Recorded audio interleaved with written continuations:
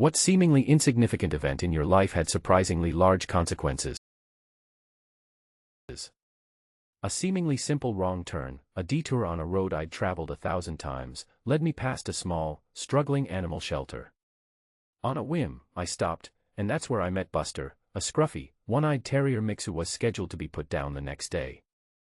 Bringing him home felt like nothing more than a kind act, a small gesture of compassion, but Buster ended up saving my life.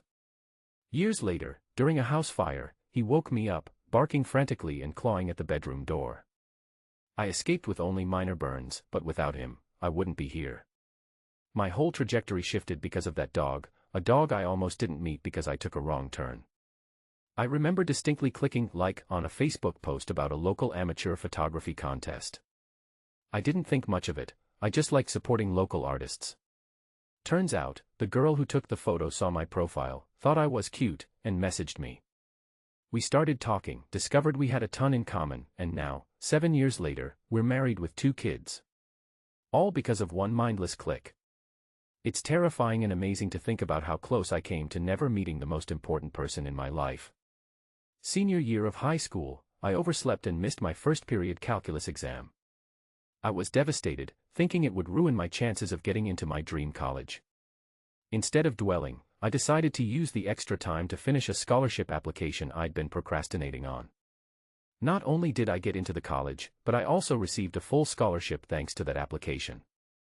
Missing that exam, which felt like the end of the world at the time, was the best thing that could have happened to me. It forced me to prioritize and ultimately changed the course of my academic career. During a trip to Italy, I almost didn't go to that tiny gelato shop hidden down a side street. I was tired, it was hot, and I just wanted to relax at the hotel. But something told me to go, and I'm so glad I did. While I was there, I met an elderly woman who spoke very little English, but we connected through our shared love of art. She told me about a hidden fresco in a nearby church, one that wasn't listed in any tourist guides. I went to see it, and it was breathtaking. The experience inspired me to quit my corporate job and pursue my passion for art history. Now, I'm a professor, traveling the world and sharing my love of art with others.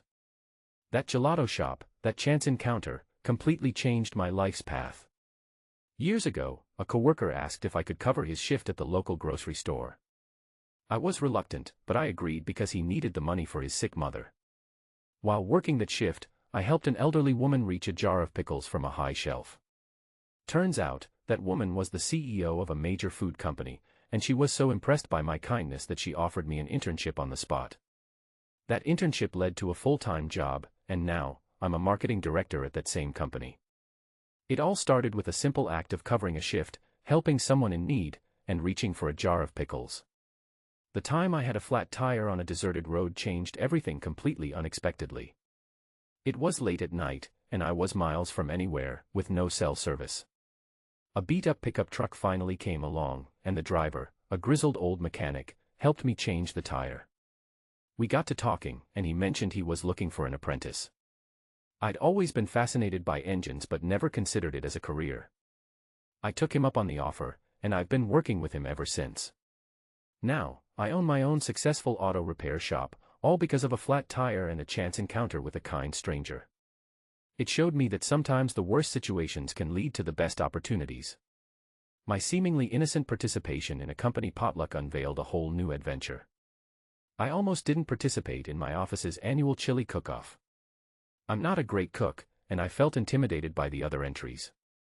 But on a whim, I decided to make my grandmother's old family recipe, a fiery, unconventional chili.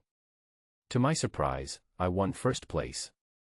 One of the judges, a local food critic, was so impressed that she wrote an article about my chili in the newspaper.